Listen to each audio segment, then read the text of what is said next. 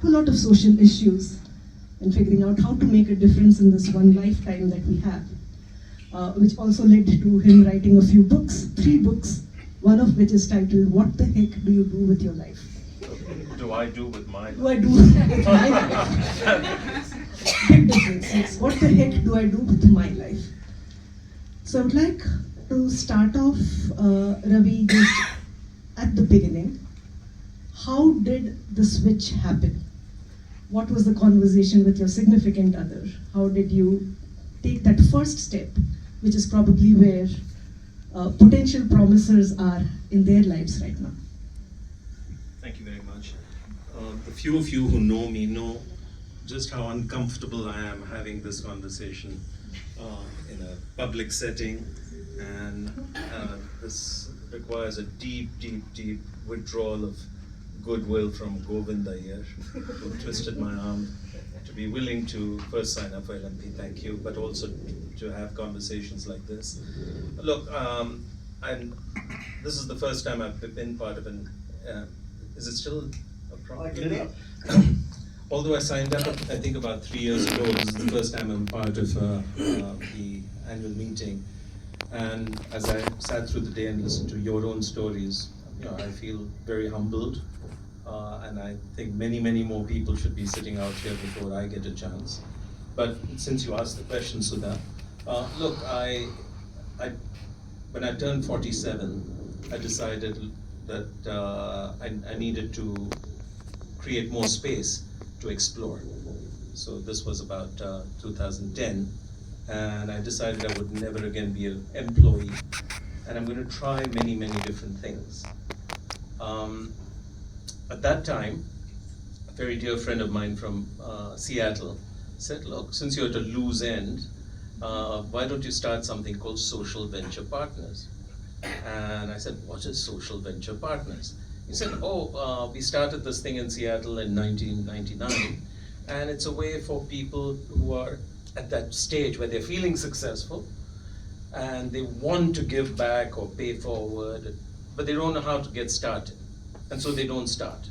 So we made it easy by creating a community of like-minded people just like us who are on that same journey, and you can just plug in and play, and you can have a community, and they'll help you figure out what it is you should do and so on and so forth. I said, sounds good. So I asked a few friends, they said, are you crazy?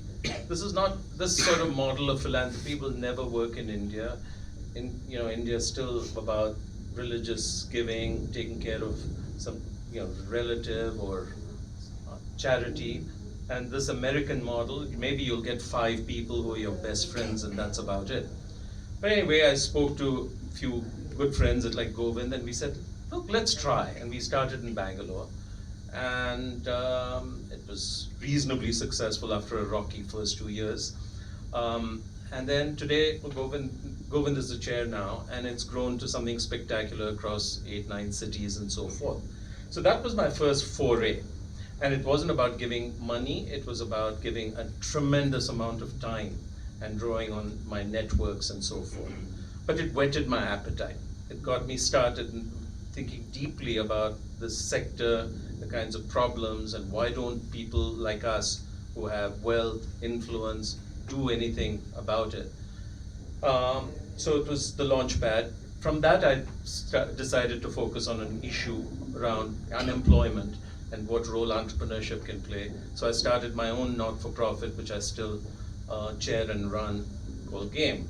And then one thing leads to another. That led to UNICEF saying, we love what you're doing, why don't you do this on a global basis?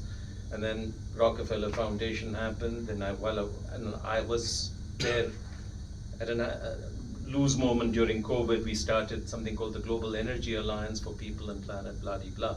So basically one thing led to another, and I found myself more and more interested in these issues and less interested in those issues, corporate life. So that ramped down. And so, but then I realized the private sector is still very important if you're going to solve these issues. So I keep a toe in there, largely to keep that connection alive, just those networks alive, not for any other reason. So that's how it happened. What I will say is then, like 2 years ago I turned 60. And that's when I realized, look, I've been giving very generously of my social capital and my time, but I haven't yet been giving as generously of my money. And so my wife and I sat down and talked about it. Sonali would have been here, but I think she's so mortified about talking about these things in a public setting that she fled to Bombay this morning, leaving me to do this. But anyway, we sat down, talked about it, and said, no, now it's time to ramp up the financial part of it. And so we're working on a giving plan that ramps it down by 75 or something of that sort. So it's a very natural progression. So in what you just shared, one thing leading to another, you covered a half a dozen causes, ranging from youth with UNICEF to energy and planet and entrepreneurship, which is the foray of game. For someone just starting out, and we had this conversation in one of the panel discussions during the day as well, but for the benefit of all our guests here today, breadth or depth? What is the starting point? And of course, journeys will evolve the longer you stay with them, but how do you start? That's a very good question. I have usually found that, following your own curiosity and then following your own heart leads you down a good path. And so I've stayed curious and open and experimented, and then I've used my heart to say, do I really love what this is about and the people I'm doing things with? And so that's how things happened. I think there are two questions that are embedded in your question, Sudha, which is, one is, how do you pick causes, and then do you pick many causes or stick with one? And since you're all about careers, I use the metaphor of ikigai, right? Everybody's heard of ikigai, the intersection of those circles of what you're good at, what you love doing, and what the world needs. I think there's perhaps an ikigai metaphor here, where it's what are the biggest challenges the world faces, what do I care about deeply, right? And what is underserved? This morning we heard about there's so many causes which are profoundly and particularly underserved, anything to do with access to justice, or human rights, or disabilities, any of it, or conservation, so on and so forth. So if you draw these three circles, they sort of will lead you, and then you have to experiment down to that core. But the real question is, should you pick one, as some people were advocating, or should you spread yourself sort of insanely thin, as I have chosen to do? And I think that I don't think there's a right answer. It depends so much on who you are and what you're good at. So in my case, and I don't say this is right or good or advocate this. I picked two issues which are really important to me, and I'm playing a very deep operating role on those. There I've set up NGOs which I'm deeply involved with, and I chair and run. On the rest, I think my social capital is actually the most important thing. The networks, some expertise and ability to influence things and people and so forth. And so I rarely say no to anything, okay? But it's a fairly thin commitment. It's helping someone with a connection and so forth. So it's this distribution where there's just two things in the head and then a long tail. And it works for me. And so I think you've got to experiment and be true to yourself and find the model that works for you. So Sudhir is all about one thing, and he's insanely focused on it. And I think that's fabulous. But for somebody else, it's... So each their own spark. Yeah. Right? Yeah. I'd also now like to switch gears a little bit. See, Living My Promise is a very open design.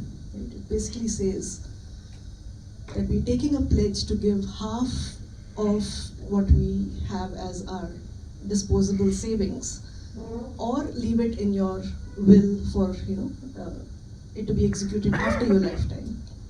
It does not prescribe how to give, what to give to. It's all up to you. there is also not a very strong mandate for a certain quantum of giving. Now back to your book, Ravi, there's a chapter 5 which says, how much is enough? Which is a question on how much you need for yourself and how much therefore is available for you to do with, as philanthropy. Would love your thoughts there, again keeping in mind someone that's just starting out this journey. How much is enough? Well, read the book. But, no, I actually think this, in my case, I grew up like many people without too much money at home. It was a lower middle class family which valued education, and gradually, scrappily, we came up. There was never abundance, but never scarcity either, just enough. But I always grew up feeling slightly anxious about money. My relationship with money was one of anxiety. I was never greedy. I never wanted to, making money didn't drive me, but I never wanted to be without enough. And then I said, look, you're turning some obscene age and you still haven't figured out the answer to the central question, how much is enough? And so I spent about 7-8 years working out the answer to myself. And obviously the answer is extremely personal, extremely personal. And I don't think anybody has to justify it to anyone else. And I came up, I did all the modeling as well, like Venkat, and maybe not nearly as well. And how much ever safety, margin of safety you put on it, it turns out you've got much more. God has been so kind, and you're capable of much more. So what are you going to do with it? The other realization I began to have is, look, this is a really dumb decision. The blunt truth of the matter is, every one of us has to leave everything we have. The only choice, we have 2 choices to make. How do you want to distribute it? And when do you want to distribute it? After you're gone or before you're gone? That's all there is. So when Gunjan and Govind asked me to take this pledge, I said, this is silly. I'm leaving 100%. What is this 50%? And that's true for all of us. Okay? So, anyway, but I had to simmer in those ideas to finally become very comfortable with what is my number, and therefore at what rate can we and should we spend down. And I don't think a mere analytic exercise is enough. I don't care how smart and left brain anybody in this room is, you can have that number, and you still have to get comfortable with it. And you also have to start giving, because the more you give, the easier it gets. Okay, so it's not an intellectual exercise. It's it's a very much a personal exercise. And the final thing I wanted to say is, I think many people know Harsh Goenka, but he dredged out an old statement which said, the chimpanzee one, says, look, if there were a chimpanzee which suddenly started hoarding a lot of bananas, much more than it could eat, and then started vigorously defending it and preventing other hungry chimps from eating it, scientists would say this is really abnormal and put it away. Here we put them on the cover of Fortune magazine. Yeah. So,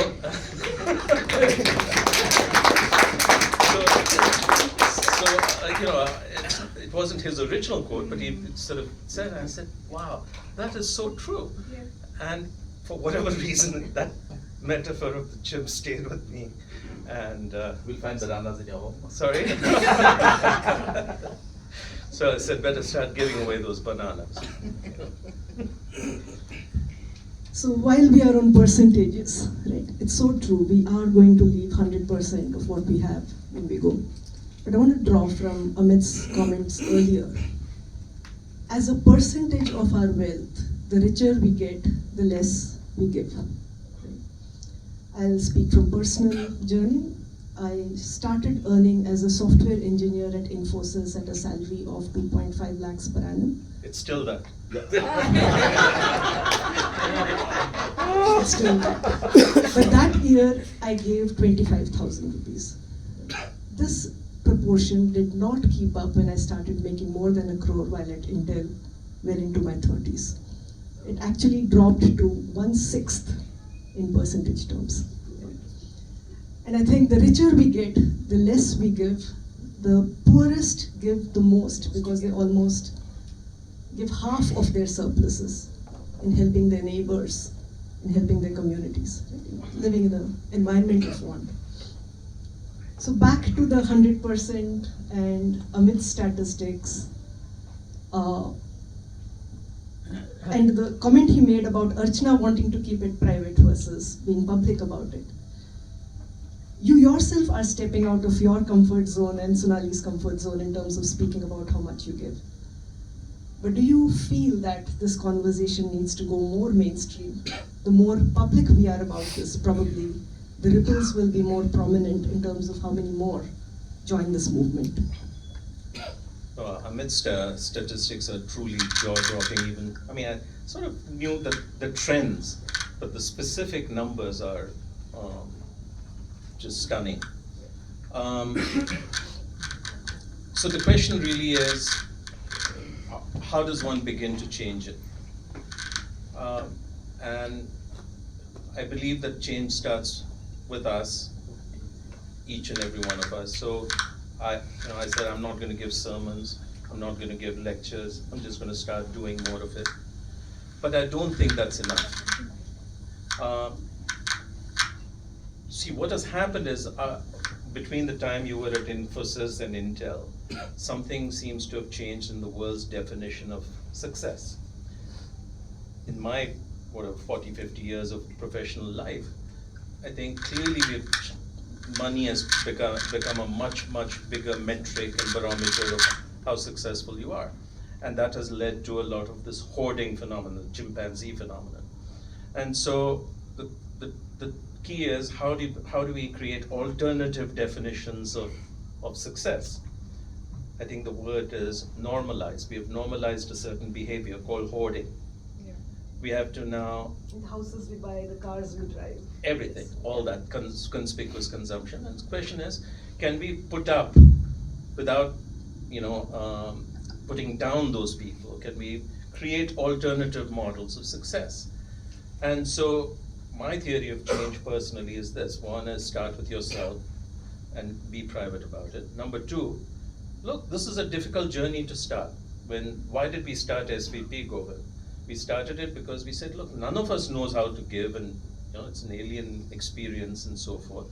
And it's therefore more comfortable if we do it as a community. I think it's being part of a community like LMP makes it immeasurably easier to figure out what you want to do, okay? Because you're listening to other people who are going through a very, very similar process. And then some people who are further on and you learn from them. So building these communities, being part of those communities is, I think, a big piece. And I think third, we have to go and, I think Sudhir, you use the word, you have to go and infect more people. Okay, you have to transmit The virus. This virus, saying, look, there's a very different model which can be very, very satisfying. I don't know if it's more satisfying or less satisfying, but you can point this out. And perhaps over time, this results in much larger numbers of people. I'm very interested in social phenomena like, Black Lives Matter or Me Too movement and so forth. How did they happen? And basically there's a normalized behavior. Some set of people start saying, look, that isn't normal. That's actually abnormal. And then more and more people pile onto that, and then eventually societal behavior shifts. I suspect something like that may happen. Something like a giving score, like a credit score. Yeah. A different measure for your Yeah. personal worth, not just But your I net worth. cannot overemphasize the importance of these communities. A very big part of having a community like this is also the opportunity to learn from what others have learned through lived experiences and also through failures. So, final question before we open it up for the audience, Ravi. Share something that is a lesson learned from things that did not go the way you expected. Look, I was just at the Selco IKEA Failures Conference about 10 days ago, in Bangalore. Just quite an extraordinary conference because everybody was expected to and encouraged to talk about what hadn't gone well. But I would respond to your question by saying, look, I wear two hats. One is a minor philanthropist, and the other one is an operator who has built and run multiple NGOs. On the NGO side, I would say my multiple sequential failure has been the struggle to build the right talent, okay, and the right culture. It has been much harder to do it in this sector than in the private sector, okay? Getting those balance of mission, values, compensation, all those things right. But still, it's still a struggle, and you're going to help me with that. On the philanthropy side, I think I made only one mistake, which is I didn't start sooner and I didn't give faster. You know, there are two types of risks and two types of failures, right? The risks of omission and risks of commission. And sure, there's a risk you can run out of money, but I think over here that was pretty low. And so I think if I made a mistake, it is waited too long, and even now a little bit too conservative. And today has been a good kick in the pants to say, get going. With that, let's open it up for the audience. I don't know when Gunjan will throw us off. No, it's dinner time.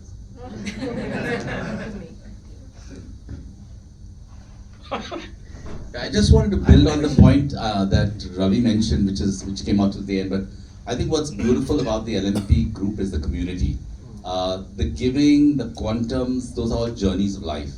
But for me, one of the reasons I wanted to be part of LMP is because